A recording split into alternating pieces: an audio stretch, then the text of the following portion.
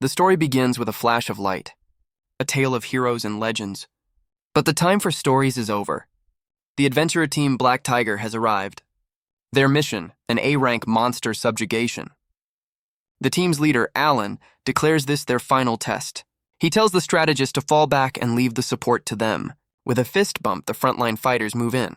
And so the battle begins. The strategist issues his first command to the tank, Ren.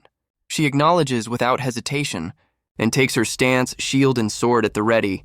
The monster's tail slams down with crushing force. Its glowing eye dares her to approach, but Ren holds her ground, absorbing the impact. She stands alone against the beast's massive jaws. The pressure is immense, her armor groaning under the strain. The strategist notes she's taking heavy damage and calls for the healer. Julia the healer understands immediately. She raises her staff, chanting a spell of restoration. A wave of light washes over the battlefield, aimed at Ren. The healing energy envelops her. She feels her strength returning in a rush. With a confident smile, she's back in the fight. She unleashes a powerful counterattack of her own. The strategist is already planning the next move. The party's mage agrees to provide cover. She sees her opening and prepares a spell.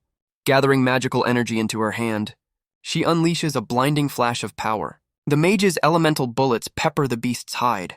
A series of explosions rock its shadowy form. The strategist quickly relays its critical weakness. Alan understands the new plan immediately. And with that, the next phase begins. The strategist calls out to Mark, the brawler. His fists are already charged and ready to go. But Mark decides patience is for other people. The strategist frantically tries to call him back. But the brawler is lost in the thrill of the fight. He unleashes a devastating 100-fist barrage, a blur of motion and pure destructive force. The rest of the team can only watch in shock. Our boy, meanwhile, is having a small heart attack. Ren seizes the opening Mark created. Her blade strikes true with a blinding flash, and just like that, the monster is defeated. The strategist breathes a sigh of relief, impressed. The team celebrates their hard-won victory, but Alan is quick to correct them. He gives all the credit to their exhausted strategist. The two leaders share a serious, knowing glance. The strategist knows it's time to reveal something. Later, the sun rises over a fortified city. They've arrived at the fortress city of Galarage. Their destination, the Adventurers Guild. Inside, a crowd is already celebrating their return. The Black Tiger party makes their grand entrance. Whispers spread about their flawless victory, and Mark, the Absolute Fist, soaks in the glory. The crowd whispers of the Archmage, Alan Rice, of the Iron Wall, Ren Faulkner, and the Saintess of Healing, Julia Mirror. But in a corner of the guild, some veterans are unimpressed. They dismiss the team as kids who got lucky, but feel they're forgetting someone. And then it hits them. The strategist, speaking of whom, Soul is being greeted by his party. Mark is ecstatic about the valuable loot from the basilisk. He claps Soul on the back, saying this support stuff is perfect for him. But Soul overhears the bitter whispers from the other adventurers. They mock him as a nobody who just screams orders from the back. Ren immediately gets in his face, defending him fiercely. She reminds him that his strategies are the reason they can fight at all. The others chime in, trying to lift his spirits. Later at dinner, Mark declares he's still not satisfied. He wants the Black Tiger party to join the royal army. Alan has his own ideas, hoping for a warm welcome from a major clan. The two leaders share a moment of ambitious camaraderie. Soul, however, remains silent through it all. Ren notes that the boys only talk about getting ahead.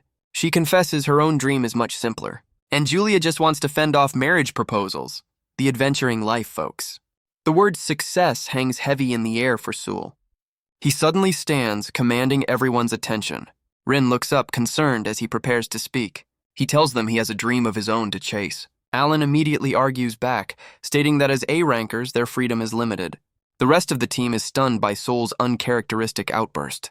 But Soul is thinking of a promise they all made 5 years ago. Mark can only stare, speechless at his friend's words. He reminds them of a promise they all made, a vow that the 5 of them would achieve their dream together. But Alan slams the table, cutting him off mid-sentence, and Mark delivers the final blow, telling Soul to retire. Alan smirks, dismissing his talk of dreams as childish. Soul can only stare back in utter disbelief. The rest of the team is just as confused by the sudden turn. Alan twists the truth, painting Soul as a coward in their last battle. Ren immediately protests, having heard nothing of this decision. But Mark silences her, calling Soul a liability they can no longer afford. She looks away, unable to defend the friend she once fought for. Soul tries to speak, to make them listen to his side. But Mark has heard enough. He calls Sol's ambition a foolish, impossible fantasy. He tells him this is his happy ending. The words hang in the air, heavy with betrayal. Mark asks if he'd rather die than accept it. You know, just friendly career advice. Sol is left speechless, the shock finally setting in. Mark turns away, the decision made. Defeated, Sol finally whispers his acceptance. He announces that he will leave the party. Julia looks on, stunned by the sudden fracture. Rin tries to reach for him, but Mark holds her back. And so his story with the Black Tigers comes to an end. The scene fades to the bustling city streets, a world that seems to have already forgotten him. The tale is over, or so it seems. Suddenly, a clumsy passerby loses their grip on a large vase. It tumbles through the air, shattering on the ground below, drenching Sol, who now lies on the pavement holding a bouquet of flowers. A young woman looks up from the ground, dazed. Ren and Julia rush over, demanding to know what's happening. They find Sol on the ground, trying to process his happy ending. He slowly picks himself up from the pavement and asks if the Black Tigers have truly disbanded. Later, Rin vents her frustration over the betrayal. She admits to Julia that without Sol, she'd have given up long ago, a comment that leaves her immediately flustered. And Julia just watches her friend squirm. Adorable. Sol's attempt to lighten the mood is met with a staff to the head. Julia comforts Rin, remarking on the insensitivity of men. She notes that Alan and Mark were always like that. But Sol seems confused by her words. Suddenly, Rin slams the door open with a serious question. She and Julia corner him, ready to talk about his secret. They place their weapons on the table, asking if he gave them their skills. Sol's eyes widen, the question hitting its mark. Rin recalls the day 5 years ago, when they all received their powers. A day when they were granted incredible abilities. She explains his strategies were too perfect, his timing too precise. It was as if he was controlling them all. A support role, indeed. She asks him to finally tell them the truth, and Sol quietly admits that he remembers everything. He remembers the despair of the one who was left without power. The girls look on, the memory of that day returning. The scene shifts to a distant, lonely windmill, a memory of a time when they were all just kids. A younger Sol smiling as he tried to keep up. The 5 of them sitting on a branch, sharing a single dream. A time before skills and ranks, when they were simply friends. A young Alan declares their shared ambition to become the strongest party. But the odds of gaining combat skills were 1 in 1,000. A miracle that a young Rin never thought would happen. And as they feared, their childhood ended in disappointment. Or at least it was supposed to. But Sol had awakened a strange and powerful skill of his own. He explains his power could manage stats and even grant new abilities. Rin can hardly believe what she's hearing. So he secretly gave them the powers they needed to chase their dream. To Rin, he gave the gift of defense, making her their unshakable tank. To Julia, the power of restoration, their dedicated healer. And to the other 2, he granted the strength to be their attackers. With his own support role, the party was finally complete. A flawless plan, really. And just like that, the Black Tiger Party was born. But even back then, Rin seemed to sense something was different. Sol reveals his ultra-rare support skill. Player was the source of it all. Julia immediately accepts his story, having felt his power's grace for years. He realizes that without him, they were just ordinary villagers. But Rin just laughs it off, calling him their own personal child of miracles. Julia notes that the boys, however, are completely oblivious, believing they earned their power alone. Men. Sol looks at an empty party list, blaming himself for the deception.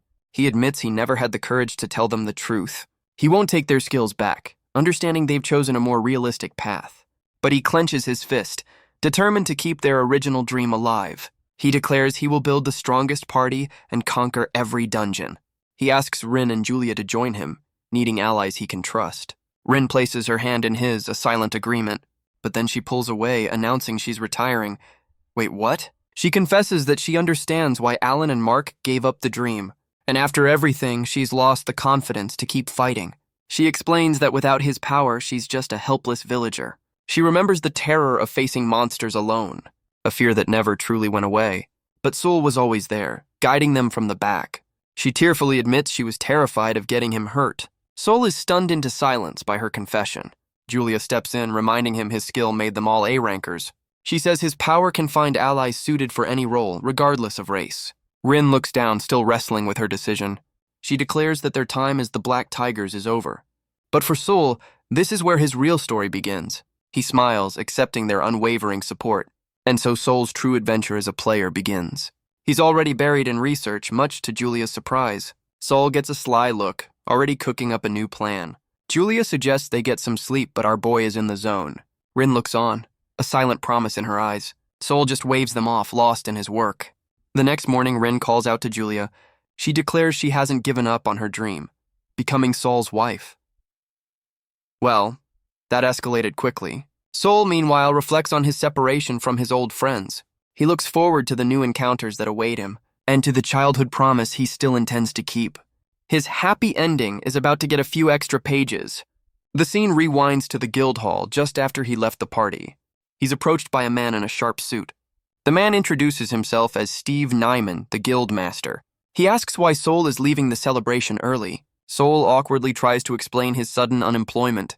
The news of his expulsion echoes through the guild's kitchen. Sol puts on a strained smile, explaining he's no longer with the Black Tigers. The guildmaster grabs him, a look of disbelief on his face.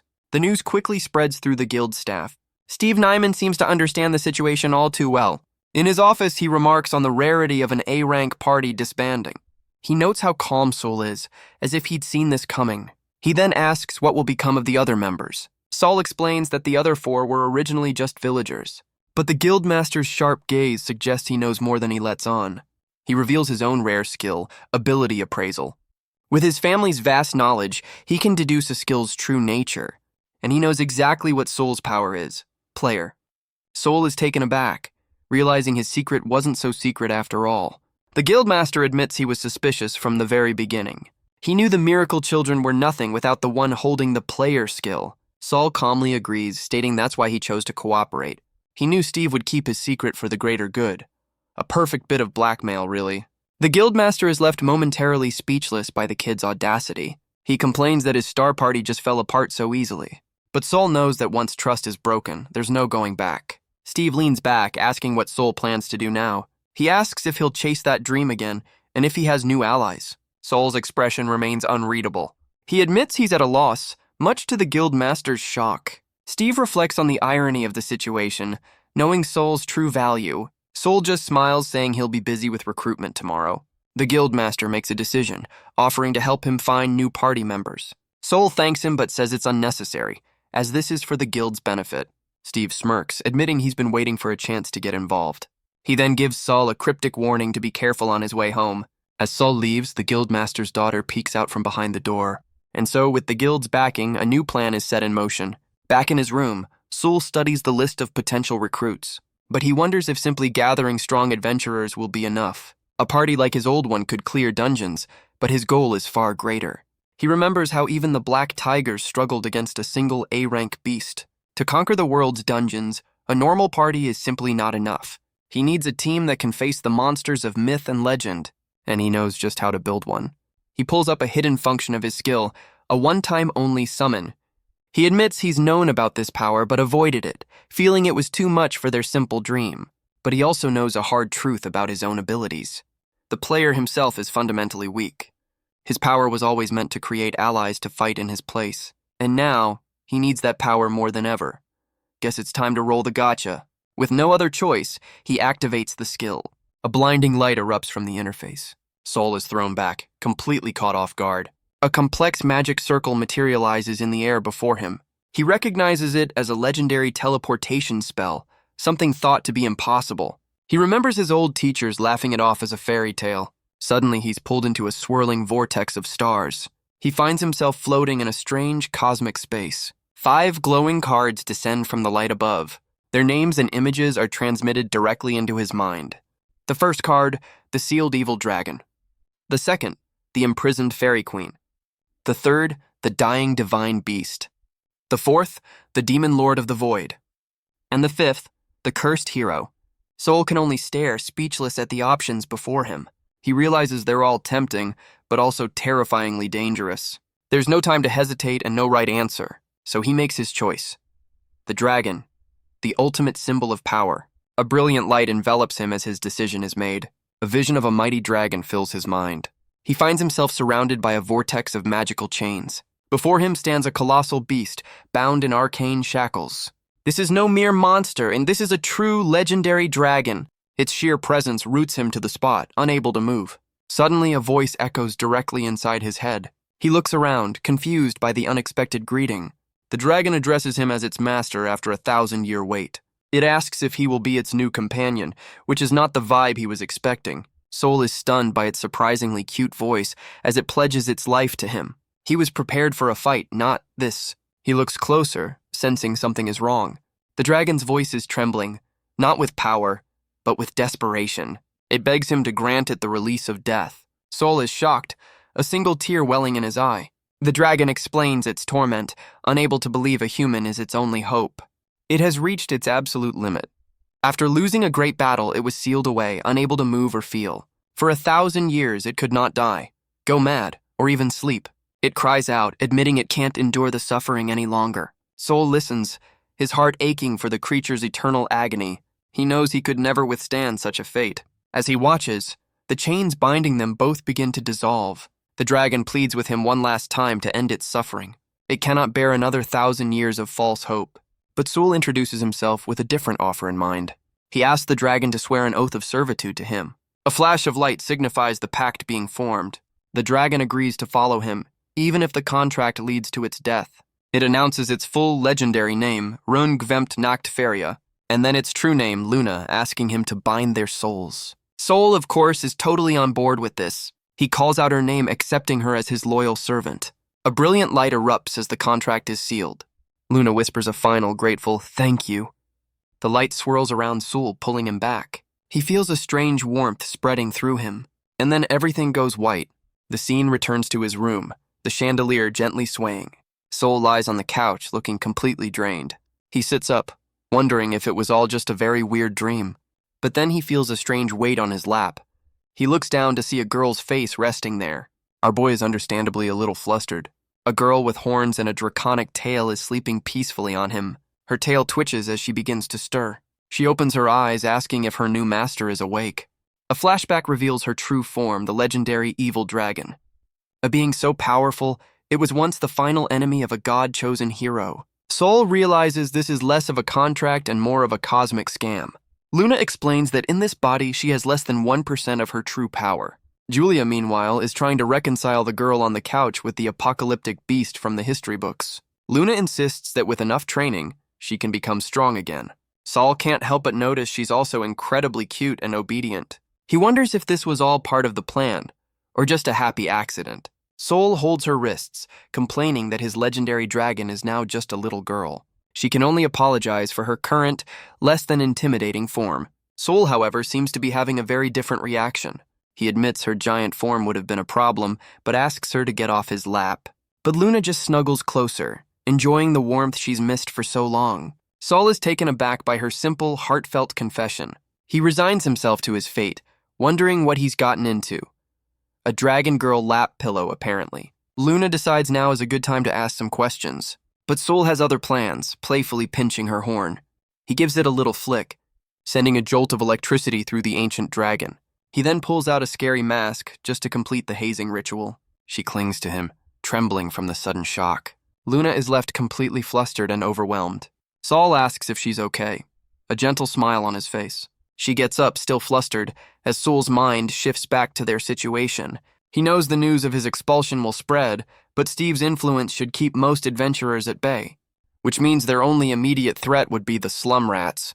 Luna seems confused, wondering why anyone would target him now. Soul considers the possibilities, from assassins to resentful guild members. He panics, realizing he can't possibly fight them off alone.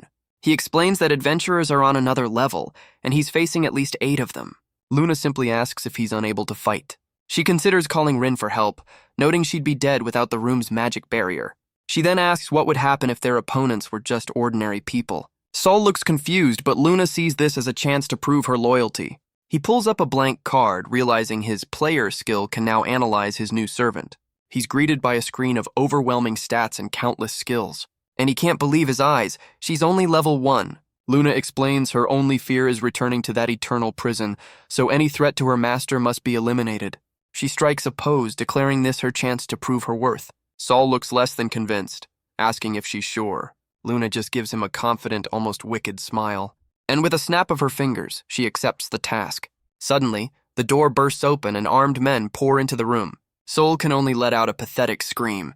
The intruders are just as surprised by the sudden appearance. Soul asks what just happened, wondering if it was teleportation. Luna explains that in her true form, even long-distance travel is possible. The intruders just laugh, unimpressed by their little levitation trick. Soul, meanwhile, is starting to sweat. The men draw their blades, ready to get to work.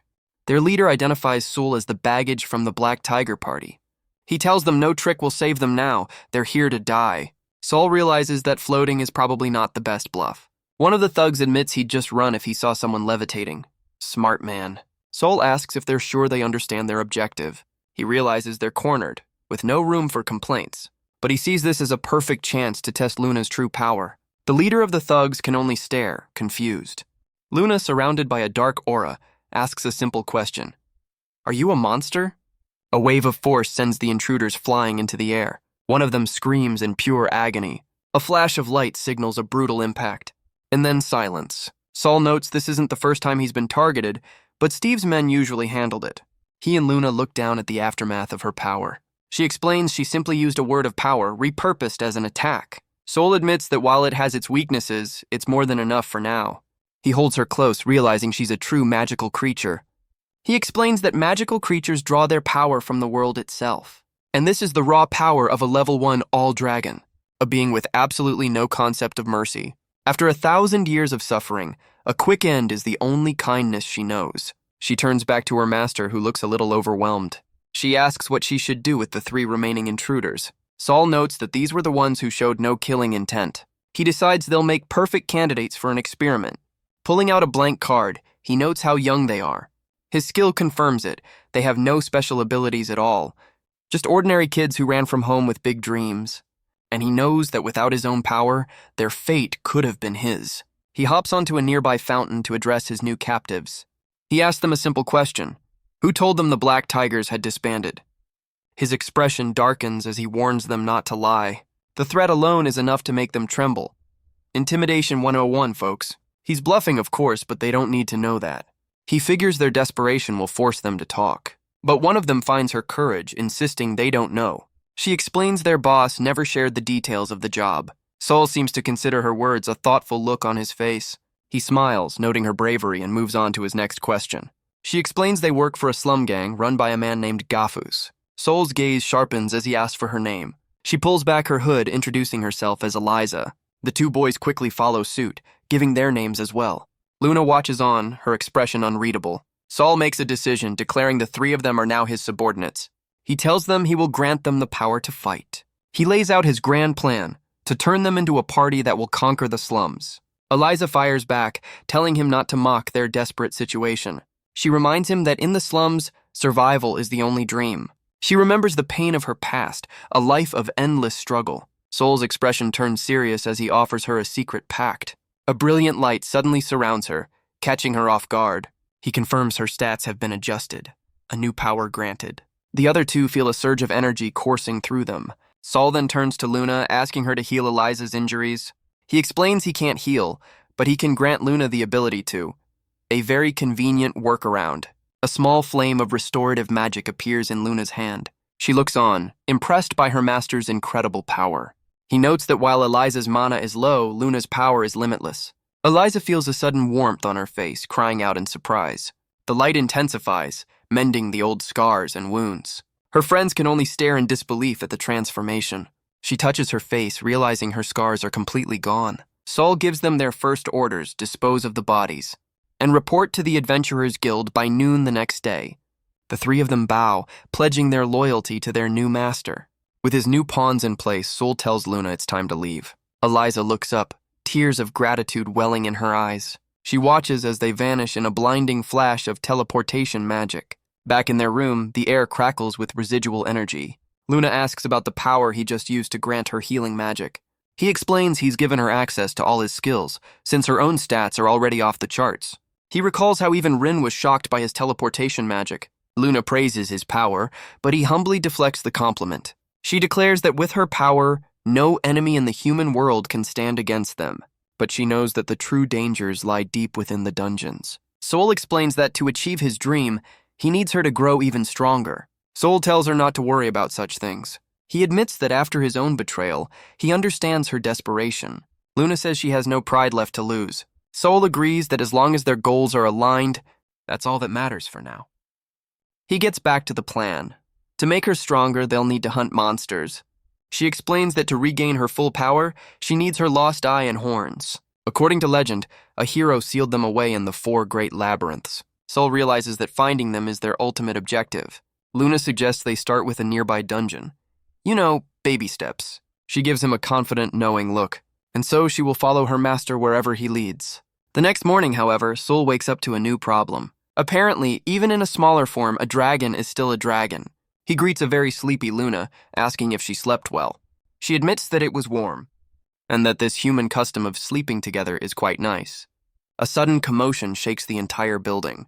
Sol frantically tries to explain the massive misunderstanding. She insists she's his servant and will do anything he commands. They head out to the Adventurers Guild in Galarage. The receptionist greets him, surprised to see him so early. It's Fiona, the guild's most popular receptionist, and she's heard the rumors. He asks to see the guildmaster, Steve. He then coaxes his shy new companion out from behind his cloak. He introduces Luna as his new party member, much to Fiona's surprise. She then teases him for being the only man immune to her charms. She playfully concludes that he must prefer the younger type. For official purposes, Luna is registered as a demi-human.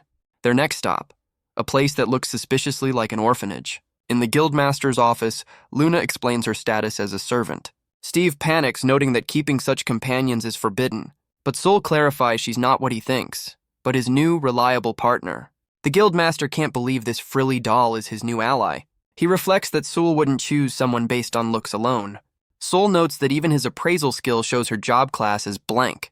He asks if even Steve's powerful skill can see what she is. He wonders if there are beings whose power exists outside the god's system, an existence that might even mock the divine. Steve dismisses the thought as utterly impossible, so Sol reveals her true identity, the legendary All-Dragon from the history books. The guildmaster is left completely speechless. He asks if the old hero myths are actually true. Sol just smiles, confirming he's deadly serious. Steve, however, concludes that Sol has finally snapped from the stress.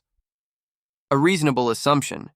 To prove her point, Luna sends the guildmaster flying toward the ceiling. He lets out a scream that shatters his dignified reputation. Sol calmly explains the mechanics of her teleportation magic. Steve tries to play it cool, asking to be let down. Sol notes that there's no room for doubt after a live demonstration. He then smugly points out that at least he didn't scream. Steve finally understands that this girl is completely under Sol's control. A glint in Sol's eye shows his plan is coming together. He explains this is no mere spell, but a strategic class grand magic. Steve recalls the legend of a city that was annihilated by that very same dragon. Luna seems to think her master should have been more subtle. But Steve decides it's better not to know, since he's no world-saving hero. Luna clings to Sol, praising his sharp intuition. She admits that being doubted is a painful feeling, and she pledges her absolute loyalty, asking for his guidance in all things. Sol tries to explain that their trust is still a work in progress. After all, they've only known each other for a single night. A comment that leaves Luna completely baffled. She explains that by speaking her true name, he became her absolute master. Our boy, meanwhile, has absolutely no idea what she's talking about. She asks if he thinks she gave up her name and pride for nothing. He asks if a true name is really that big of a deal, a question that completely short-circuits the ancient dragon. The entire room falls into an awkward cosmic silence. The guildmaster just stares, trying to process the sheer density of this kid. She can't believe he used her name without knowing its true power. She asks what he thinks of a dragon's purity. You know, standard job interview stuff. It's a word of absolute domination, binding her soul to his. Sol just laughs, admitting he thought it was just a cute nickname. Luna is left completely speechless by his casual confession. She collapses into a trembling, incoherent mess. The legendary evil dragon, defeated by secondhand embarrassment. Sol immediately bows, offering a sincere apology. Steve explains that true names are a form of lost knowledge. He tells Sol that as a man, he needs to take responsibility. He admits he's still processing it all, wondering if such knowledge is forbidden. If so, knowing this makes Sol an apostate, and Steve an accomplice. Sol realizes the guildmaster is getting dragged into his mess. But Steve just smiles, grateful for the live magic demonstration. And with that, he officially approves Luna's adventurer registration. Sol is overjoyed, thanking him for abusing his authority on their behalf. Steve asks about their party name, but Sol has bigger plans. A clan. He declares their name will be the Liberators. His goal, to liberate the lands ruled by monsters one by one. The guildmaster can only sigh, impressed by the kid's grand ambition. Steve recalls the basilisk incident, admitting he needs to see this for himself. Sol explains to Luna that their future enemies will be even stronger. She dismisses the basilisk as nothing more than a small fry. Sol deadpans to the guildmaster, apparently so. Steve rubs his neck, getting a headache from all this all-dragon talk. He thinks back to the legends of a bygone era and dismisses the idea as a ridiculous fairy tale. But Sul explains that if Luna can absorb the power of the other sealed beings, the guildmaster realizes with horror that there are more of them. Sol confirms it with a confident smile. Steve imagines Sol running some kind of monster girl orphanage. The stress is palpable. He resigns himself to his fate, deciding to see this hero's story to the end. Sol pats Luna's head, asking her to become the ruler of all monsters. She blushes, feeling unworthy of such a grand title. Just then, a knock echoes through the office. Fiona enters, announcing that the guildmaster has 3 visitors, and it seems Sol has 2 other groups waiting for him as well. He's shocked to hear that Ren and Julia have arrived. Steve connects the dots, realizing the other 3 are the kids from last night. He gives Sul a look that says things are about to get very complicated. Fiona, however, completely misreads the situation. In another room, Ren and Julia wait for an explanation. Ren immediately confronts Sul, demanding to know what's going on. Luna hides behind him, a little intimidated by the sudden tension. Ren is stunned, asking who this new girl is. She explains they were worried, only to find he's already picked up a new companion. Ren gets flustered, embarrassed by the awkward atmosphere she's created. Back in the office, Steve decides he'll handle the slum kids' registration. He warns Fiona that getting involved in A-rank drama is a good way to get killed. She sighs, agreeing to get back to work. Ren listens with a serious, unreadable expression. After a lengthy explanation from Sul, she admits that while it's hard to believe, she understands. Sol is just relieved she took the news so well. Julia points out that if Luna is living with him, she'll need a caretaker, looking pointedly at Ren. Ren immediately declares that she'll be moving in with them, a statement that leaves the entire room in stunned silence. She explains that she can no longer join him on his adventures, so instead she will handle all the housework for him. A very subtle proposal. Luna can only look on, completely confused. Sol asks if she's really going to move in just for that. Julia reflects that Ren's new rival is a legendary evil dragon. And suddenly she has a moment of terrifying clarity. She realizes Ren is using this as a chance to get closer to Sul. She turns to our boy, asking how he'll respond to Ren's very serious offer. Sol, completely missing the point, thinks it's a great idea. His dense response leaves both girls speechless. He asks what's wrong, oblivious to the 2 beautiful girls vying for his attention. He just thinks he's lucky. This kid's denseness is a strategic asset. Ren is left flustered, trying to process his reaction. Sol gently reassures Luna, saying he's happy about her feelings. Ren knows she can't compete with an all-dragon, but she can still be by his side. She puts on a bright smile, welcoming Luna to the team. She takes the dragon girl's hand in a gesture of friendship. Luna is taken aback by the sudden warmth. And so, the new party is unofficially formed, with Sol looking a bit lost. Luna admits she knows little besides fighting, but this arrangement will have to do. But she declares she still wants to be her master's #1 servant, vowing to serve him with her whole body just like she did last night. A comment that leaves Sol wondering what on earth she's talking about. The comment leaves both Ren and Luna completely stunned. Sol, meanwhile, is sweating bullets, trying to process the situation. He frantically tries to explain the massive misunderstanding. But elsewhere in the city, a darker shadow is stirring. And though their new party seems to have found a peaceful start, fate is already beginning to accelerate. In a world beyond their own, a new threat prepares to make its move. A man with a cruel smile knows he will soon stand in Sol's way. His scarred past is a testament to his own ambition, and he seems to know Sol's name all too well. Back at the city gates, a commotion is brewing. The guards can only stare, having never seen such a sight. An armored figure makes his grand entrance. A knight in shining, intimidating armor. He's the leader of the guild's strongest clan, Hecatonkir. And he's heard whispers of a party called the Black Tigers. Meanwhile, on the streets of Galarage, Sol's new recruits are getting a serious makeover. He smiles, asking if they have everything they need for their new life. Ren proudly notes that their new clothes suit them perfectly. But Eliza wonders if they truly deserve such luxury. Julia hands them a card, telling them not to worry about the cost. A lesson Luna thinks Julia needs to learn for herself.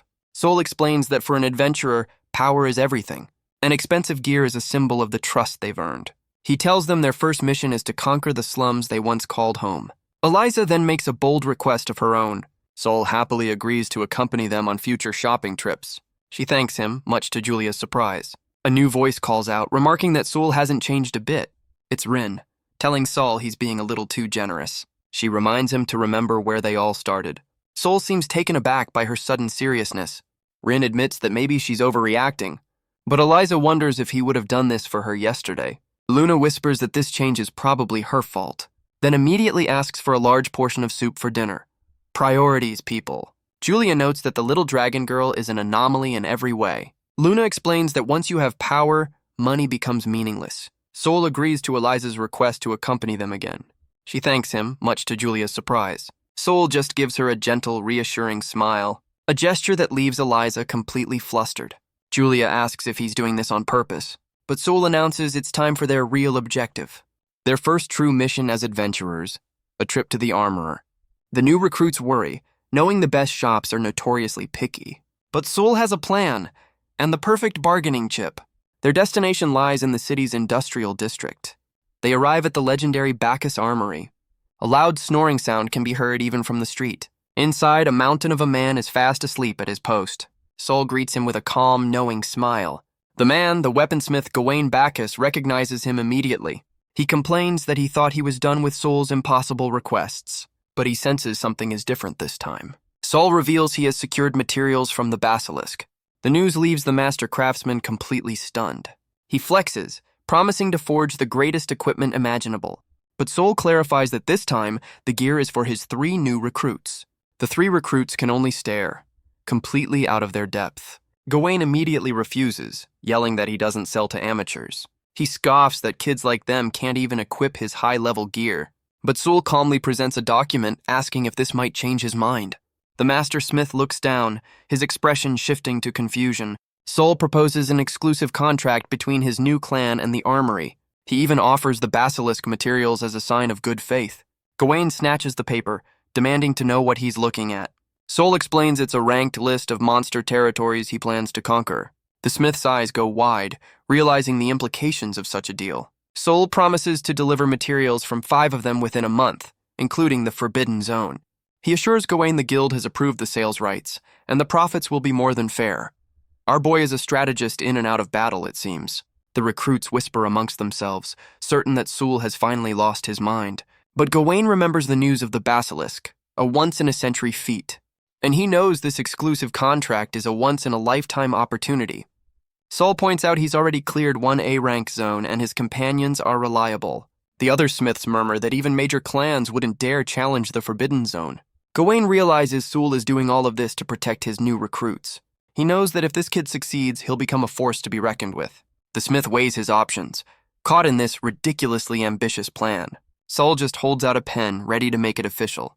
With a weary sigh and a grin, Gawain finally agrees to the deal. He declares that a smith's greatest joy is crafting legendary gear, and he's all in. Sol looks over the list, confirming their first priority is the 9-headed dragon. He smiles, telling Gawain to get ready for a big delivery.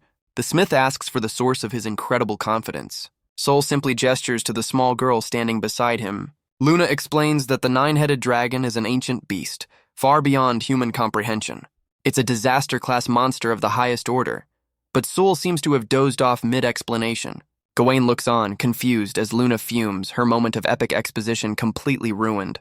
Luna continues her lecture, explaining the 9-headed dragon is just a big snake. She leans on the sleeping Sol, reminding the smith that she is a true all-dragon.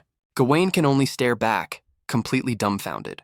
He quickly clears his throat, trying to regain his composure. Sol finally wakes up, asking if he believes him now. But Gawain just waves it off, grabbing his hammer. He declares that all he cares about are the legendary materials they've promised. Luna chimes in, suggesting he at least call her Lady Evil Dragon. You know, for professional courtesy. Sol quickly changes the subject, asking to get his new recruits fitted, but the master smith's expression darkens. He hasn't approved of them yet. The 3 former slum kids look on in shock. The other smiths agree, shouting that a contract is one thing. But if they want to wield their weapons, they'll have to prove their worth. Sol starts to sweat, realizing what's about to happen. Gawain and his crew crack their knuckles, ready for a traditional gallery greeting. He points to the 2 boys, telling them to strip down for a friendly brawl. But Eliza steps forward, politely explaining that she's a woman. a revelation that leaves the mastersmith completely thunderstruck. He immediately bows, offering a formal apology for his rudeness. Meanwhile, one of the boys gets a very hands-on lesson in toughness. After the initiation, Gawain agrees to find them the best gear he has. But he can't help but remember a conversation with Sul from 2 years ago, a time when the kid asked if he could forge legendary gear from impossible materials. Back then he was skeptical, but now he can't help but feel a thrill of excitement. He knew a party that could beat a basilisk wouldn't just disband without a reason. He looks out over the city, pondering the nature of a dream. One of the boys recovers, amazed by his newfound strength. Saul explains to Julia he's maxed out their stats. They just need experience now. But the boy admits that while his body is strong, his mind is still catching up. The 3 recruits, now fully equipped, admire their brilliant new gear. Julia remarks that it's fun to see Sol so excited about gearing up new members. Rin smiles, remembering how the boys used to be just as eager. Luna and Eliza listen, one confused, the other thoughtful. A flashback shows the original Black Tigers mobbing Gawain for his weapons. A younger Alan grits his teeth, desperate for better equipment. Rin reflects on how reckless they were back then. Looking at a distant castle, she looks down, a hint of sadness in her eyes. Back in the present, Sol announces they're heading to the guild with the new recruits. As they walk, other adventurers stare at the new party's impressive gear. They whisper that such well-equipped adventurers must be famous. Suddenly, Sol's communicator buzzes with an alert. He sighs, sensing that trouble is on its way. Eliza tells him not to worry her, and he apologizes with a smile. He pushes open the door to a tavern, knowing A-rank adventurers are an exception to the early-to-bed rule. Inside, Mark and Alan greet him with a casual wave. Well, this is awkward. Rin instinctively steps in front of Sul, shielding him.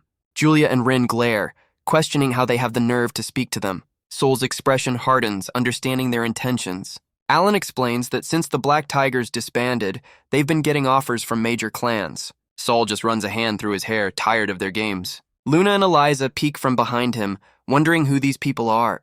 Alan smirks, mocking Sul for playing adventurer with a bunch of kids. Eliza is shocked by his condescending tone. She looks down, flustered and intimidated. Julia grabs Rin, holding her back from starting a fight. Sol's eyes narrow, a dangerous glint appearing. He asks Alan to repeat what he just said. Alan feigns an apology, then asks a pointed question.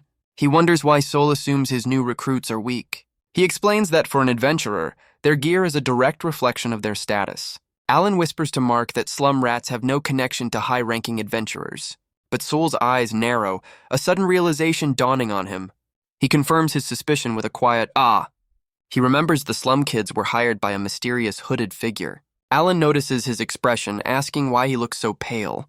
But Sul is just wondering why Alan would bring these specific kids here. He calls out Alan's name, the pieces finally clicking into place. He declares that their little game is over. He announces these 3 are the first party of his new clan, and Alan is now officially his enemy. Alan just scoffs at the idea of them being a party. He can't believe Sul thinks these kids are a match for them. Suddenly, a wave of power sends Alan stumbling backward. He's completely terrified, wondering what kind of trick this is. Even Rin and Julia are shocked, realizing the new recruits have magic on par with their own. Mark just laughs, asking Alan if he's drunk and telling Sul to just listen. But Saul's face is a mask of shadow as he asks if it's too late for that. Alan can only stare back, still reeling from the sudden show of force. Rin senses the clear hostility radiating from Sol. The other patrons in the tavern wonder what all the commotion is about. The armored knight sighs, complaining that this conversation is going nowhere. He steps forward, announcing that he'll take over from here. He introduces himself as Hans Occam, of the Hekatonkir clan. Saul listens intently, recognizing the powerful name. He asks the man to state his business. Hans repeats his introduction, explaining he's here to recruit the Black Tigers. Sol introduces himself, noting that he heard Hekatonkir was only scouting Alan. Hans admits the information must have been garbled, and it's a shame the party disbanded. He clarifies that his offer was for the entire Black Tiger party as a unit. Sol then turns to Mark, asking why he's here when he wanted to join the Royal Army. Hans cheerfully explains that the Royal Army turned him down. Well, that's awkward. Mark admits the Royal Army saw through his solo act and rejected him. Hans tells him to stop trying to go it alone and team up with Alan. He concedes that the army was right about the party's true leadership. Hans scoffs that they can't even manage their own team properly. He looms over them, dismissing the legendary Black Tigers as mere children. Sol just watches the scene unfold, his expression unreadable. Ren and Julia note Alan's silence, realizing this man's authority is the real deal. but Luna seems to have other thoughts. Hans declares he's not so short-sighted, offering to recruit both Alan and Mark. He then extends the offer to Ren and Julia, calling them valuable assets. And with a sudden clap of his hands, he grabs Sewell, offering him a spot as well, a true pity hire. He promises to handle the details with his superiors. His armored entourage stands by silently. Their loyalty is absolute. Julia can't help but notice the strange tension in the air. She asks Sewell why Hecatonkir is only approaching him now. He explains they've realized he, Ren, and Julia are a package deal. Hans admits that attackers are easy to replace. But a rare tank and healer are what every clan truly desires. He knows Hans believes the girls will follow him anywhere. A glance between Hans and Alan confirms the cold logic. But Sewell simply states he has no interest in their clan. The clan leader is taken completely by surprise. He tells the girls they're free to choose, then calls out the lie. Mark can't believe it, shouting about the clan's incredible reputation. Julia worries, knowing their influence is powerful enough to challenge royalty. But Sewell simply says it has nothing to do with his dream.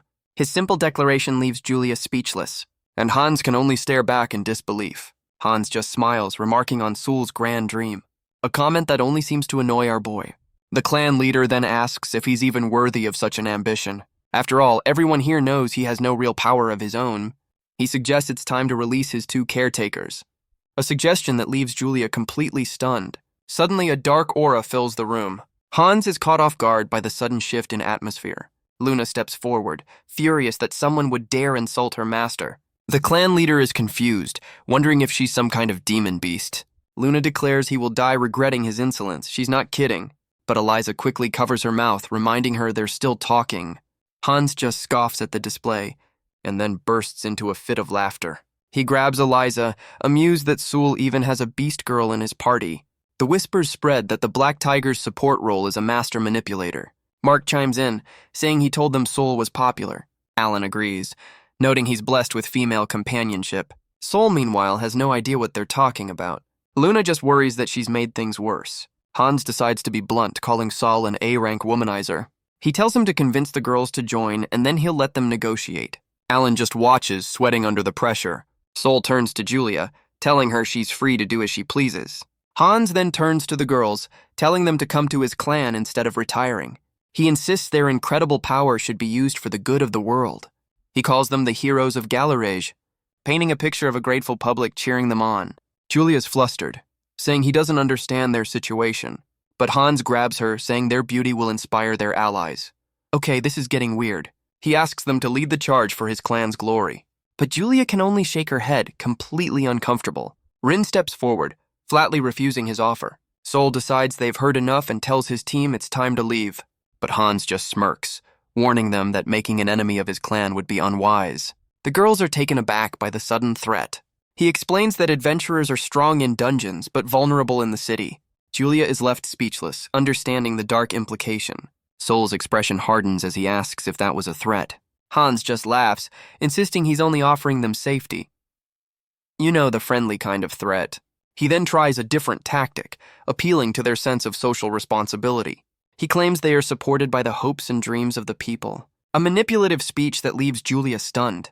Rin mutters that some of them are supported by butlers and maids, actually.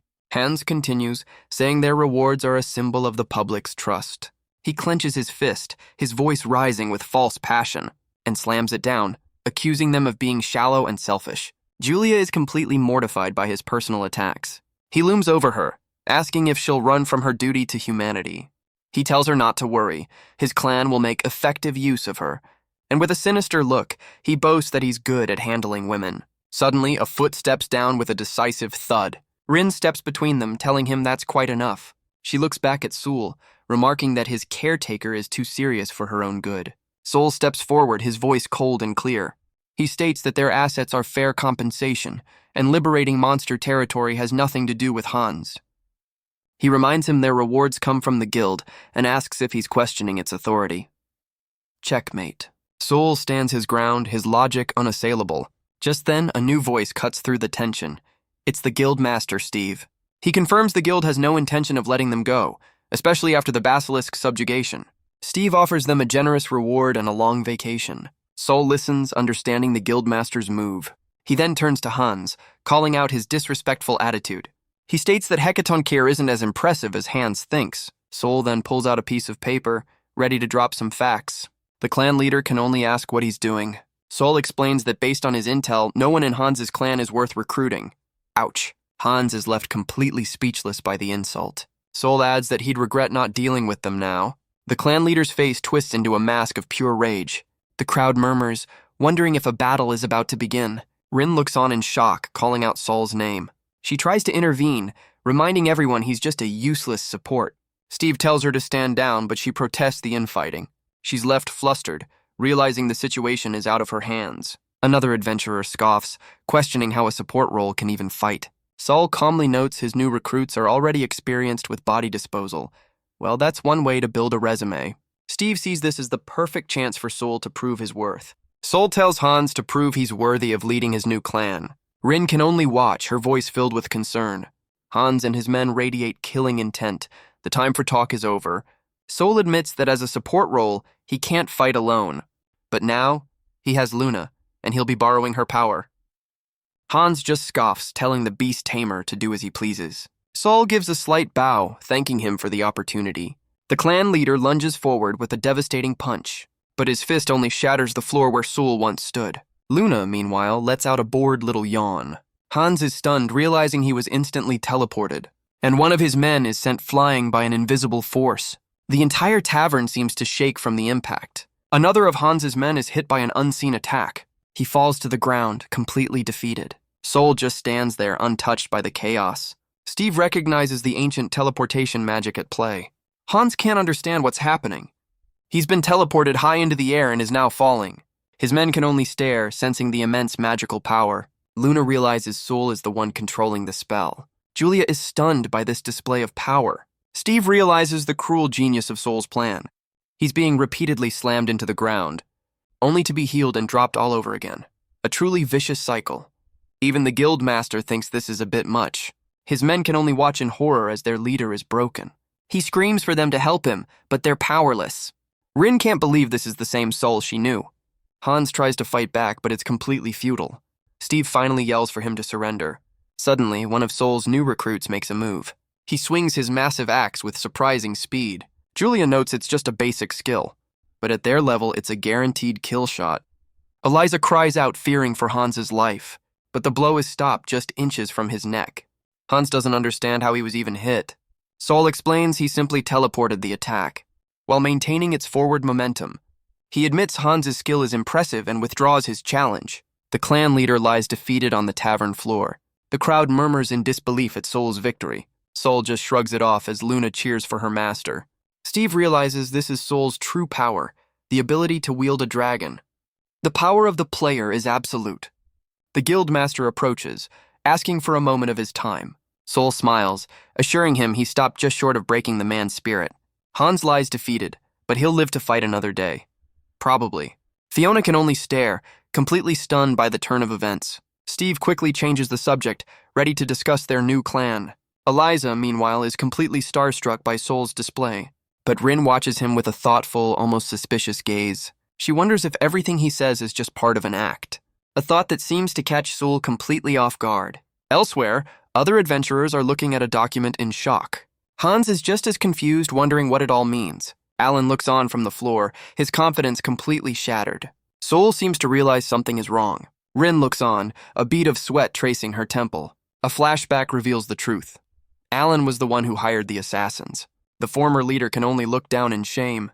Fiona rushes to his side, offering a moment of comfort. Sol and his new team watch the scene unfold. Suddenly, another adventurer points, accusing Sol of being a parasite. He calls him a fox, borrowing the might of a tiger. But Luna steps forward, a single question on her lips. She asks if he just insulted her master. She then asks if a fox with such power is truly weak. Her presence alone is enough to intimidate the man into silence. He realizes a fox that can command a tiger is a power unto itself. Luna asks him to define what power truly is. She asks how they can judge her master's strength, when power itself comes in many forms. She tells the weakling that true strength is the power to dominate others. Fiona, meanwhile, tends to a broken and sweating Alan. Sol's expression remains cold and unreadable. Fiona looks up, a hint of concern in her eyes. But Alan can only mutter in defeat, his pride completely shattered. Later that night, in the city of Galarage, Alan retreats to his lavish estate, Inside, Fiona stands by the window as another woman asks what's wrong. A sudden crash echoes through the room. The woman in bed, who looks suspiciously like Fiona, is furious. Alan yells back, his composure completely gone. He rants about Sol surviving the assassination attempt, while Fiona tries to calm him, but he screams that there's no way he can calm down now. The memory of Luna's dark power flashes in his mind. He trembles, wondering what kind of monster she truly is. Fiona notes that all of his plans have completely fallen apart. He screams at her to be quiet. She embraces him, promising to stay by his side no matter what. Alan can only mutter her name, completely overwhelmed.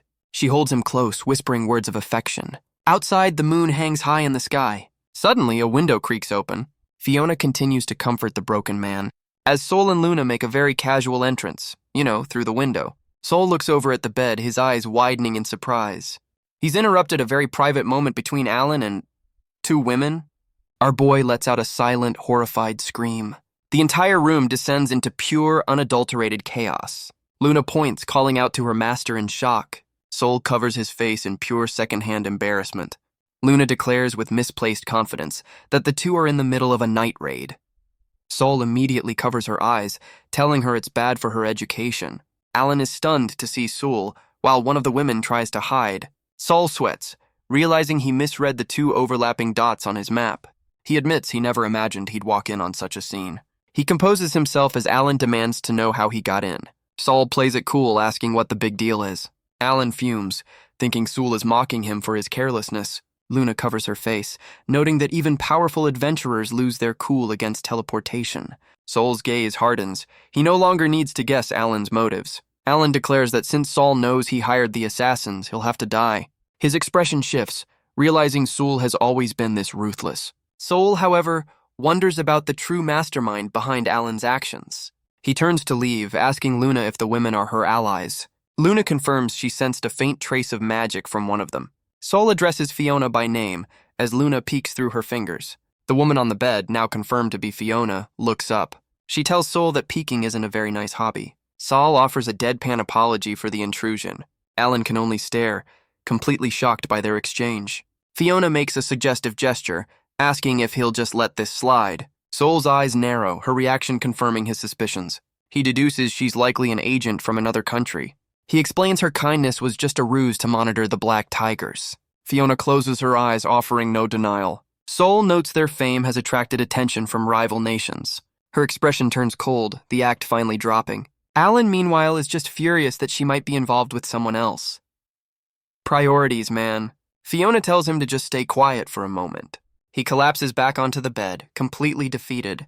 Alan looks up in horror at his other companion, now unconscious. Sol realizes that once fear takes hold, it's impossible to resist.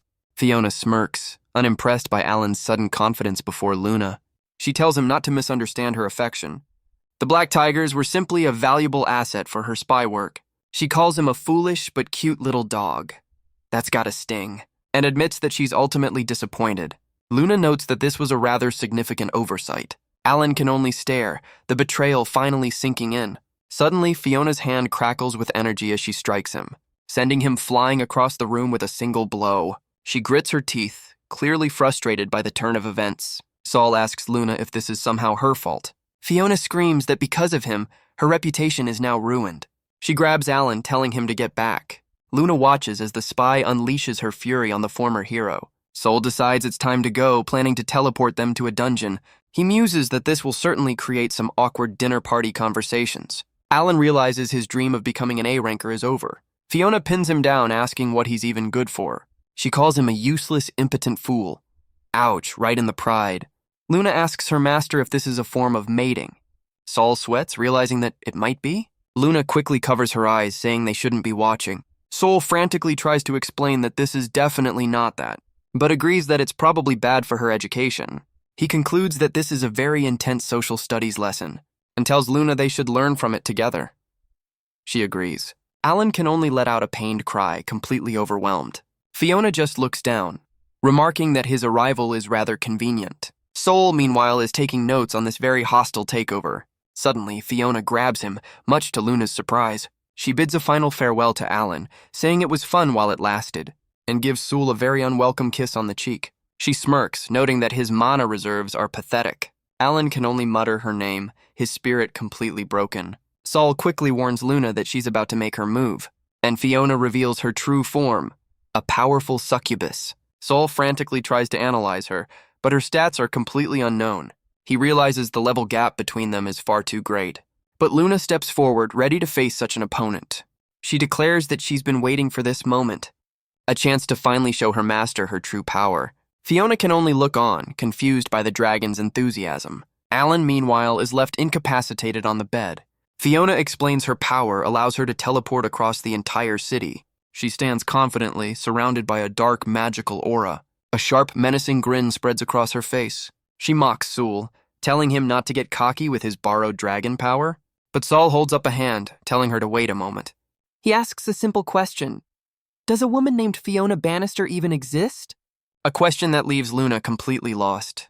He asks if she simply killed the real Fiona and took her place. The succubus just shrugs, asking what it matters if she did. Saul smiles, saying that as revenge, he might have to get a little rough. He tells her not to worry. Fiona's expression softens, saying she's been watching him for 2 years. But Saul just looks away, completely unimpressed by her story. Saul explains that a succubus steals both form and memory. Luna deduces that this imposter must have arrived recently. Saul asks a strange question, wondering if she ate her. He smiles, a dark plan forming in his mind. The succubus suddenly looks confused, tears welling in her eyes. She looks down at her hands, wondering what's happening to her. A memory flashes through her mind, one that isn't her own. It's the real Fiona, tending to a younger soul's wounds. He insisted back then that he had to conquer the world's dungeons. She had smiled, telling him that was what she liked about him. She placed a small heart-shaped bandage on his hand. A special sign, she had said, for her favorite adventurers. She winked, telling him it would be their little secret, a secret the succubus just accidentally downloaded. Back in the present, Saul's voice is cold as he calls Luna's name. His command is simple and absolute: kill her. Luna grins, more than happy to oblige. A torrent of power erupts from her small frame. Her true colossal dragon form materializes in the room. The succubus can only stare in pure, unadulterated terror. Luna roars, furious at being called a mere child of magic. The succubus realizes she has made a fatal miscalculation. A massive claw descends with blinding speed. The impact shatters the very air around them. A memory of the hero who sealed her echoes, mocking her age. The succubus is defeated as Luna declares her true name. She vows to show the true power of the All-Dragon. Elsewhere in the city, a man looks out his window, startled. He sees the impossible sight of a giant creature in the sky. He wonders if it's just a flash of magical light. But he can clearly see it's a battle of epic proportions. She mocks the succubus for being so proud of her magic. Luna declares she will fight with pure, overwhelming power. The succubus is enraged at being underestimated. She hovers over the city, confident in her draconic form. She tells Luna that brute force alone is not enough, and unleashes a massive blast of dark energy. But Luna counters with a beam of her own. The succubus can only stare back in shock. Luna explains that no matter how much power she gathers, it's nothing compared to the might of a true dragon. She scoffs, saying she wouldn't use her trump card on a mere succubus. A massive claw descends with blinding speed, sending the succubus flying backward. She can only scream in pain and disbelief. Luna's claw descends for another devastating strike. The attack slams into the ground with incredible force. The succubus lies defeated, her body sparking with energy. Saul looks on, surprised she's still alive. His skill interface shows she still has 40% of her health.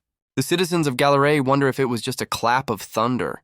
The succubus struggles to her feet, surrounded by flames. She can't believe that she, of all people, is being defeated. Saul watches, a bead of sweat tracing his temple. His interface shows a massive drain on his MP. The succubus realizes Saul is using teleportation magic. She's shocked that he can use it as well. Luna warns him that another attack is coming. A glowing light signals a wide-range spell. Saul panics, realizing this is very, very bad. Luna warns that the entire city of Galeray is in danger, but Luna just gives him a confident smile, reminding him that she's strong. A comment that leaves our boy a little flustered. The succubus unleashes her final, desperate attack. She screams, pouring all her power into the spell. The blast slams into Luna's massive dragon form, but in her human form, she's already moved to intercept it. She fires a single concentrated beam of her own. The two attacks collide in a blinding flash. Saul realizes she's detonating the spell prematurely. The entire predicted blast radius simply vanishes. The succubus can only stare, her trump card completely nullified. Saul watches in awe, realizing Luna just erased the entire attack. This, he understands, is the true power of an all-dragon. Luna turns back with a brilliant, triumphant smile and leaps into his arms for a well-deserved hug. Sol just looks down at her, a gentle smile on his face. The succubus is left completely speechless by the display. Sol holds Luna, his expression turning serious again. He asks what just happened to the sky. Luna explains she created a barrier so the succubus couldn't escape. She seems confused by his sudden concern. He asks what the new lights in the sky are. A massive armored dragon appears over the city. They realize this is an attack from the Holy Church's orbital cannon. Great, more problems. A hand gestures giving the command to fire. A cross-shaped beam of light descends from the heavens. It shatters the barrier Luna had created, revealing a massive, futuristic cannon in the sky. The impact is deafening, shaking the entire city. The cannon smokes, its devastating attack complete. A title card appears, a single word, lust. Luna stands beside Sul, remarking that this should quiet things down. The succubus looks down, her power fading. She reveals her true allegiance. She's an agent of the Holy Church. Luna seems surprised they'd keep demons as pets. Sol realizes they've been under the church's surveillance all along, a realization that leaves Luna looking particularly unimpressed. He turns away and she asks what's wrong, but he brushes it off. He admits the fight felt a little anticlimactic. Luna then asks what level his player skill even is. He explains the gap between them is too vast to measure, but her current power is more than enough for this world. Even with data on the basilisk, her true strength was unimaginable. Without Luna's protection, the succubus's charm would have been unstoppable. Her attacks could shatter any defense, even the royal armies. Sol just asks if that was a good enough demonstration for her. And with that, the succubus declares there's no point in talking about her masters. Her eyes narrow as she vows to kill him. Sol realizes he brought Alan along for nothing. He was just a pawn. The former hero lies unconscious, his part in this story over. The succubus sweats, her confidence completely gone. She holds Alan, wondering how Sol could defeat a demon of her caliber. Sol notes that it doesn't matter if Alan knew the truth or not. He tells her to be quiet. She's next on the list. A wave of pure terror washes over her face. Sol turns to Luna, asking for permission to consume their foe, an ability that lets them absorb a target's power, but at the cost of EXP. A fair trade for a power-up buffet. Sol notes this ability is unlike any other dragon's trait. He gives Luna the final command. Give Fiona a fitting end. Luna looks back at her master, confused by his command. The succubus pleads with him, a desperate look in her eyes. Sol seems to hesitate for a moment. Luna explains the succubus is paralyzed by pain and poses no threat. But Sol knows there's more to this than a simple execution. The succubus realizes her fate is sealed. She panics, offering to seal her own consciousness away. Sol asks what the point of that would even be. She reaches out, begging him for a chance. Luna cries out, terrified of disappearing forever. The succubus laments that she'll never see her king again. But Sol's expression remains cold and unforgiving. He reminds her that the real Fiona didn't want to die either. A memory of the guild receptionist's kind smile flashes by. He notes that this wasn't a simple consumption, but a complete absorption. The succubus's form shifts, taking on Luna's appearance. Sol just looks exhausted by the whole ordeal. A voice calls out his name. It's Alan, still on the floor. Sol turns to him, stating he has a few questions. He asks if Alan was being manipulated by the succubus, but Alan declares he will kill Sol of his own free will. He claims he heard Sul was the one trying to assassinate him. The former leader looks completely lost in his own lies. Sol teleports them both to a starry void, asking what he's done. Alan screams in disbelief, realizing Sol killed Fiona, a reaction that catches Sol completely off guard. He tries to explain that the woman Alan knew wasn't real. He states that while the memories remained, the person was gone. Alan roars back that Sul has no right to make that choice. Sol explains that the succubus possessed Fiona's memories. Sol can only stare back, completely stunned. He asks how Alan could possibly understand.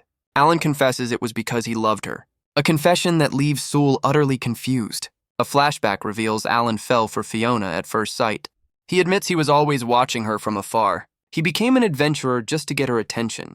He worked tirelessly until he finally earned her notice. He accuses Sul of being oblivious to his feelings. Sul admits he never realized what was happening. Alan screams that even he didn't know the depth of his love. The revelation hits Sul like a physical blow. And with a final glare, Alan declares his hatred for him. He explains that Fiona's last message was a simple, damning lie. Sul tries to explain that it wasn't the real Fiona, but Alan refuses to listen. His mind already made up. He only remembers the woman who was by his side. Sol is left speechless by his friend's delusion. Alan declares that if he can't be with her, Sol realizes the terrible truth of the situation. For Alan, being with Fiona was his one true dream. And now that his dream is gone, he believes his life no longer has any meaning. Sol looks on, a storm of emotions on his face. Alan tells him to end it, to just kill him now. He vows that if Sol doesn't, he will hunt him down. Sol asks if Mark was involved in any of this, but Alan takes full responsibility for his actions. Sol closes his eyes, accepting the tragic answer. And with that, a final goodbye is spoken. Luna, now in her new form, raises a hand crackling with dark power.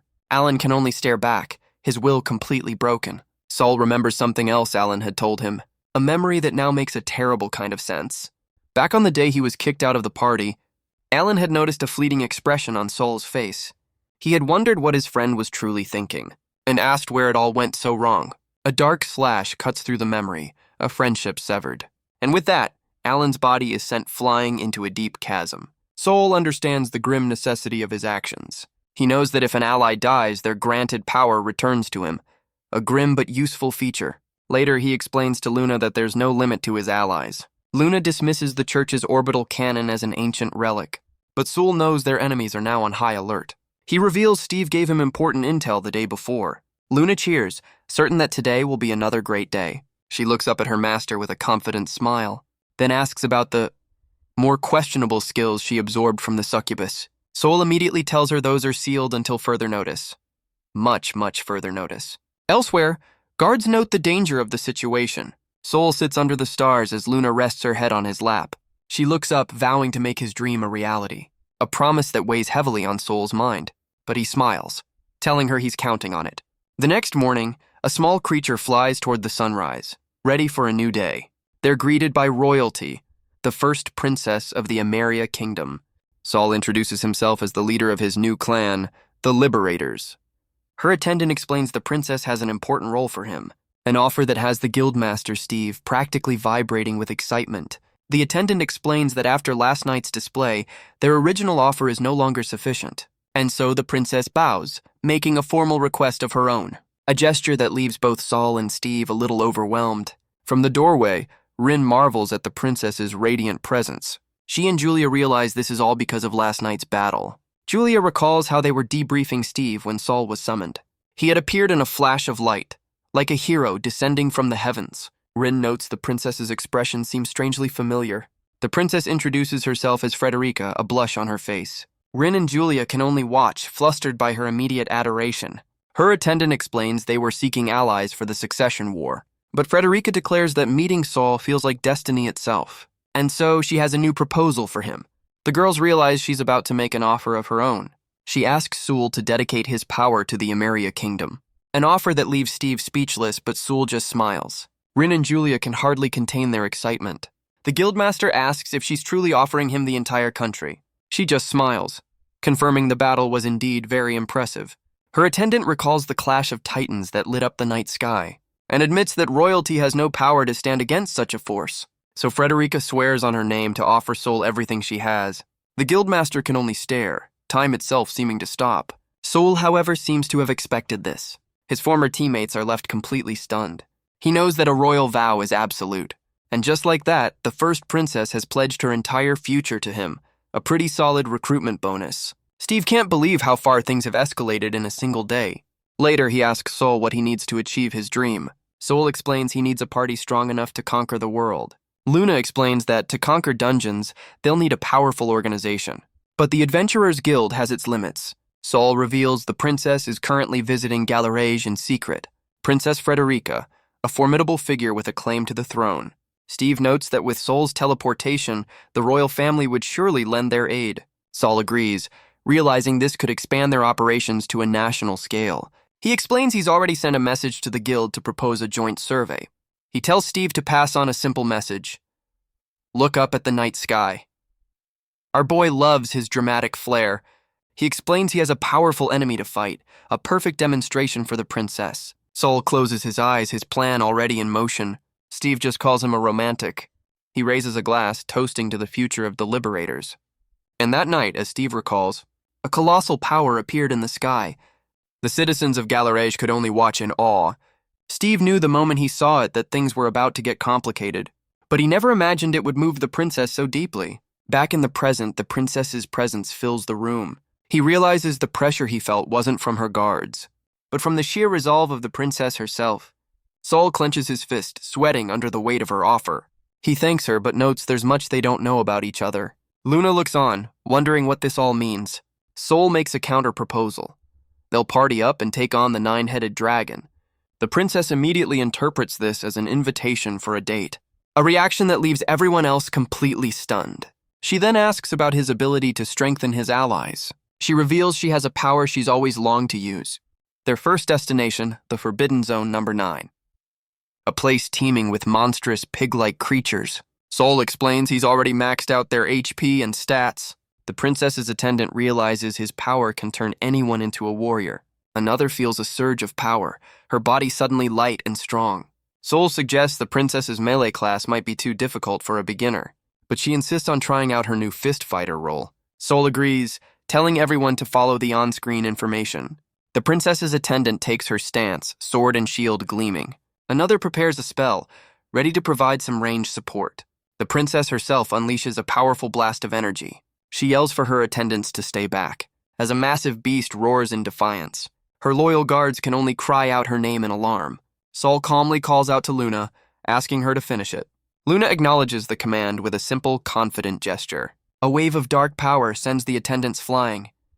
A very effective way to clear the field. The princess looks on, flustered and out of breath. She admits that maybe this job isn't quite right for her. But she thanks Sul, blushing, saying it's all because of his power. Her attendant cheers, amazed by their perfect attack timing. But then she stops, a look of surprise on her face. The princess and Sul share a quiet, meaningful moment. Her attendant can only look on, a little embarrassed by the scene. After the battle, some time passes. Sul admits he never expected her to be so suited for adventuring.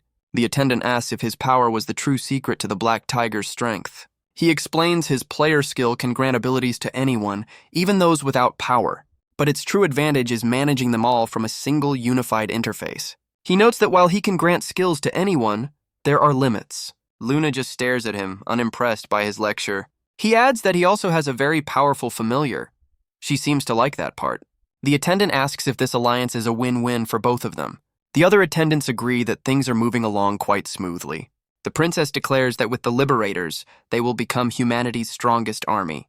She floats in a state of pure, chibified bliss. Her attendant remarks on the princess's excellent flattery skills, but the princess tells Sul she's being completely sincere. She asks if he truly thinks the royal family would be so easily swayed. Her attendant bluntly states that Sul's power already surpasses their entire kingdom.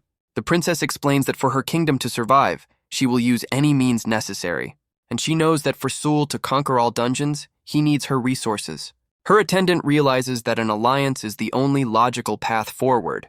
The princess's gaze is filled with unwavering resolve. She declares that she has absolute confidence in her judgment of character. Her attendants agree, certain they can overcome any hardship with him, and so she asks him to accept her and her kingdom into his clan. A proposal that leaves Sol completely stunned. He mutters that this is all becoming a massive pain. He explains to a confused Luna that his only real goal is to conquer dungeons. The attendants realize they're about to be worked to death. Fun times. The princess and her attendant tell him to wait, completely flustered. The attendant explains that after seeing his power, their only options are submission or hostility. Sol admits last night's battle was supposed to be a smaller affair. He never imagined it would end with him being offered an entire country. The princess trembles, realizing he only wants their power for his own dream. Sol can only offer a very awkward confirmation. The princess is flustered by his bluntness as Sol panics, and Julia delivers a swift slap, scolding him for making a girl cry. Sol realizes he gave her a few too many strength points. That one's gonna leave a mark. The princess apologizes, saying Sol was just being honest as he collapses. Her attendant smiles, recalling how the Holy Church's spy was unbelievably strong. He realizes the orbital strike was an attack from the Holy Church. The attendant asks if it was just a squabble between adventurers, but the princess knows this was an act of war on their soil. Sul explains the church tried to wipe Galerich off the map, an act that could have easily plunged the continent into chaos. He admits his little light show was meant to secure their cooperation. He has no interest in world conquest, only in his dream. The attendant can only ask if he's some kind of god. The princess, meanwhile, is completely and utterly smitten.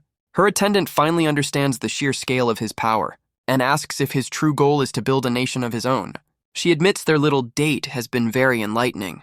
The princess declares that while he's single-minded, he protects his own. Sol knows he has the power to control vast territories, and the princess asks if he plans to claim the Forbidden Zone as his own. He's just shocked that she figured it out so quickly. The attendant realizes the zone is full of resources and powerful monsters, a perfect, untouchable base for the Liberators to operate from. But the princess points out that a new nation will just invite war, so she offers to officially recognize his new domain. With her kingdom's backing, the other nations will have to fall in line. Politics, folks. Her attendant confirms they'll handle the bureaucracy, leaving Sol free to focus on what he does best. He triumphantly declares their new alliance is official, but there's one problem: the militaristic Iscariot Empire. Sol agrees they'll need a strategy for them when they return. The princess gets closer, happy to be sharing territory and resources. Her attendant just calls her a clever little schemer. Luna notes that Sol saw through the princess's romantic act, and decides that if her master approves, she'll call her princess. She vows to prove her worth as his new ally, but her attendant asks if she's sure about this. She warns that an official alliance is a hasty decision, but with war on the horizon, they need powerful allies now. Besides, his power is undeniably impressive, a power that could usher in a new golden age. The princess apologizes, admitting she got a little too excited. She admits she wants to believe in him and his dream. She's always admired the legendary fist-fighting princess. One of the attendants calls out to Sol. She declares it's time to get this mission over with. Luna eagerly asks for the order to annihilate their target, and prepares to unleash a devastating blast of energy. Their target, the legendary nine-headed dragon, which is defeated in a single anticlimactic flash. Sol calmly explains he was just confirming its location on the map. He saw 5 targets and decided to lure the boss out first. A plan so simple, it leaves the entire royal entourage speechless. Our boy's a little too good at this. He decides to clear the area before their real guest arrives. The princess looks on, her excitement building. She can hardly contain her glee. As a brilliant light begins to shine, she feels a sudden warmth spreading through her. The telltale sign of a level up. Sol explains that with so many high-level kills, the EXP gain is enormous. He tells her to embrace the power flowing into her, a sensation that leaves the princess completely flustered. The entire royal party is bathed in the light of a massive level up, and in that moment, the wheels of fate begin to turn once more. Suddenly, an attendant calls out, pointing to a distant explosion. Her expression shifts to one of pure shock. An attendant reports that they've found soldiers from the Iscariot Empire, and beside them, a defeated elf. The princess decides to investigate a nearby coffin first. It's emitting a powerful, almost miraculous energy. Inside lies the legendary fairy queen, Aina. Sol realizes this is another one of the sealed beings, one of the 5 legendary powers from his gacha roll. Meanwhile, news of his victory spreads like wildfire. The city is buzzing with his name, and Sol is given a hero's welcome. The streets are filled with cheering citizens. The remains of the 9-headed dragon are put on display. His new allies can only watch in awe. The princess, however, is enjoying the celebration a little too much. The guards whisper, realizing Sol was the true power all along. But not everyone is happy about his success. Mark watches from the crowd, his face a mask of disbelief. But our boy just walks away from the adoration. He has business back at the Adventurers Guild. Steve remarks on how many legends Sol has rewritten in just a week. The paperwork alone is a testament to his achievements. But Sol is already planning his next move, much to Steve's exhaustion. The guildmaster asks what comes after all this. Sol smiles, revealing he's already made contact with the elves. He's busy establishing a base for his new clan, the Liberators. Steve notes the Holy Church has been suspiciously quiet. After all, Sol's actions are a direct challenge to their authority, and it seems the church is finally ready to respond. Steve panics, asking if he should handle the summons, but Sol sees this as an opportunity to gather intel on his enemies. Sol points, telling the guildmaster he's counting on him. Steve is left completely flustered by the sudden responsibility, but he quickly recovers, telling the hero to leave it all to him. With that settled, Sol and Luna head out into the city. The next morning, a new journey begins.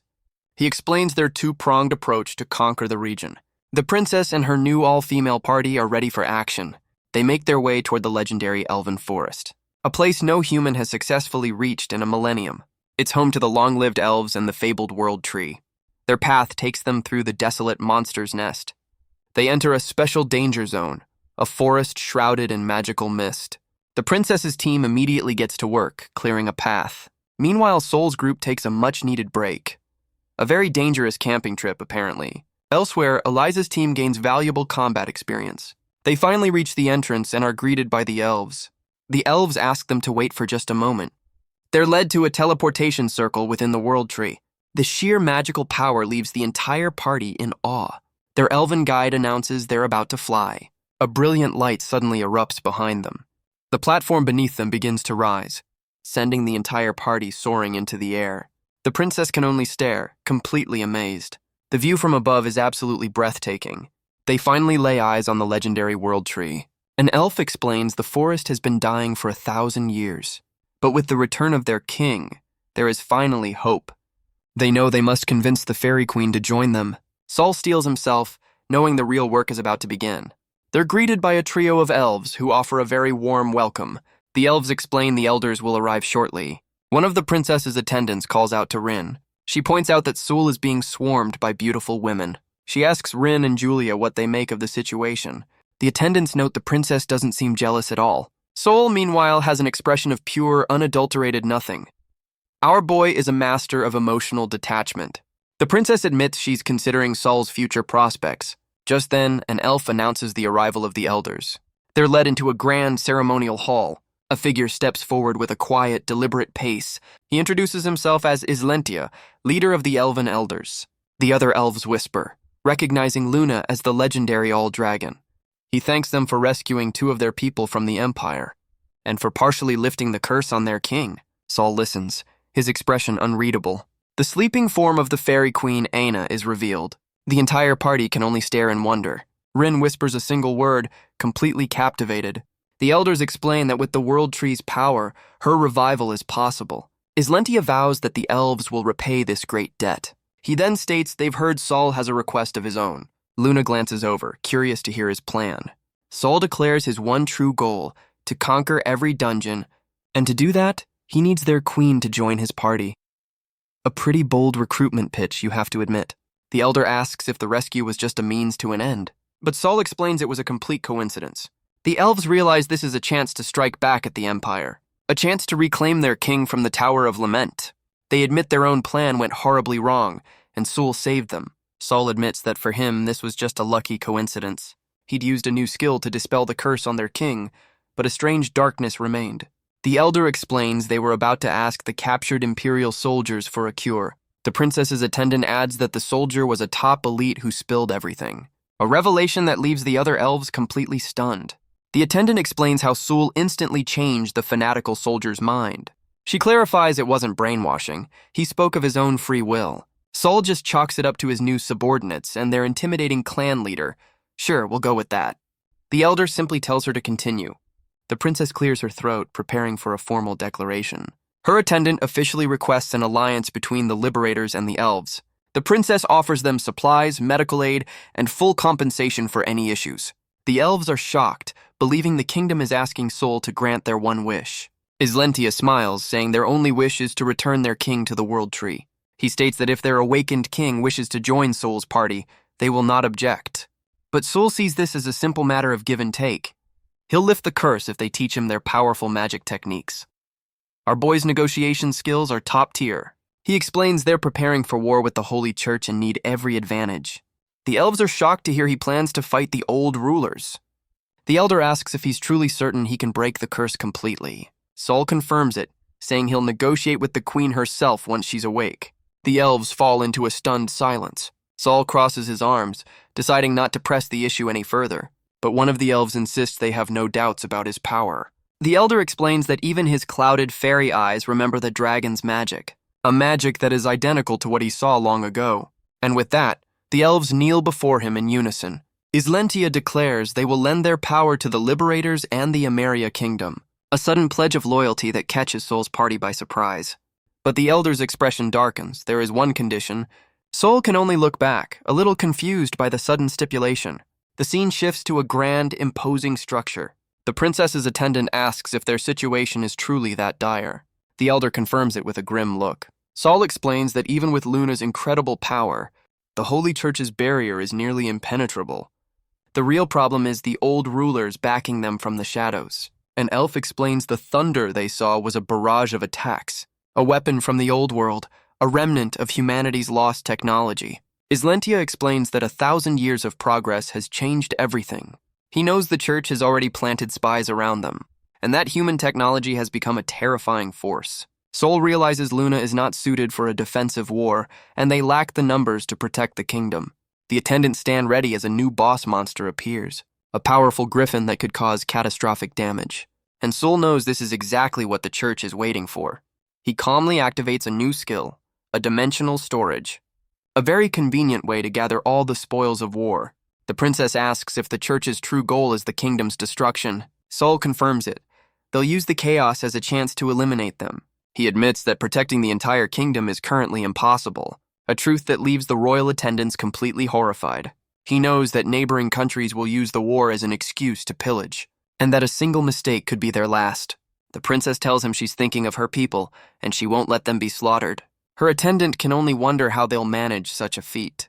But the princess seems to have a sudden, brilliant idea. Sol knows they have the power, and now they have the elves, but he admits he has no experience in a war of this scale. He reminds them his only goal is conquering dungeons, not fighting human wars. Our boy has his priorities straight, and so with a single gesture, Sol declares they'll now figure out how to win with 0 casualties. The entire royal party is stunned by his casual approach. An attendant asks if he really doesn't have a plan. Sol just says he'll try not to overwork the healers. He reflects that a week ago, he never imagined this would be his life. Julia asks if he's just admitting he has no idea what to do, but Ren reminds him that he has all of them to rely on. Sol explains his player skill doesn't power him up, a fact that seems to surprise the princess. He knows that no matter how strong an adventurer is, they can't do anything alone, which is why he formed a party. He asks everyone to share their ideas without hesitation. The princess's attendant reveals they've already begun working with Gawain's armory, a collaboration that has the master smith sweating bullets. He complains that no one told him an elven princess was coming. A young elf introduces herself as Saelimia, a master smith in her own right. Elsewhere, a royal official notes the church and empire are working together. Sol admits he's terrible at politics and tries to delegate to Julia, who immediately panics, reminding him they're just villagers. The princess's attendant says she might be able to call in a favor. The princess asks Julia to help, putting her own engagement aside for the kingdom. Luna holds up a glowing orb, asking if the proposal is acceptable. Eliza reports that her team has already unified the slums as ordered. She vows that they will prove their worth to him. Sol just smiles, telling them he's counting on it. The royal attendants agree to select new party members from the guard. The princess explains the kingdom has defenders with a unique ability, a revelation that leaves Ren looking concerned. A new figure appears, stating their true enemies are in the dungeons, not with the old rulers. The new arrival declares she must get stronger for her master's ambition. Sol just gives her a warm, knowing smile, but from a distance, Ren watches them. Her expression is filled with a quiet concern. She calls out his name, feeling like she's being left behind. A shadow of doubt crosses her face. She clenches her gauntlet, feeling like there's nothing she can do, and tears well in her eyes, her confidence shaken once more. She remembers Sol's own tearful plea for her to join him. She's just glad their story didn't end back then. He had reached out his hand, asking her to see the ending with him. He had told her that he needed her. A very effective strategy, it seems. And with a tearful smile, she had agreed. Meanwhile, in the holy capital of Adratio, a figure hurries through the halls of the papal court. A grand door bursts open with a flash of light. The light reveals a massive, ornate chamber. A man in clerical robes apologizes for his delayed report.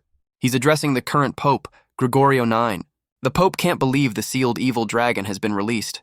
He stomps his foot, furious at this unprecedented chaos.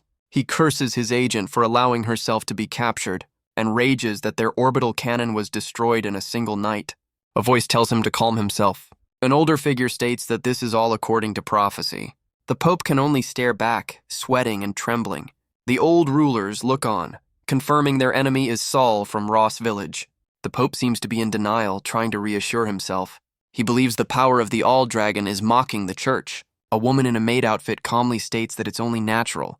The pope panics, realizing the storage has been breached. But the old rulers state there's no need to worry. They've had 1,000 years to prepare. Their new soldiers are on a level beyond anything the world has seen. The pope can only stare as they prepare to unleash all of their lost technology. He marvels at the sheer scale of their power. and gives the order to prepare the Divine Punishment Army. They will create a new hero to deliver judgment upon the evil god and its forces. You know, standard evil church stuff. After all, they have countless trump cards left to play. For them, the act of killing gods and monsters is a constant, and their newest creation is finally ready for battle.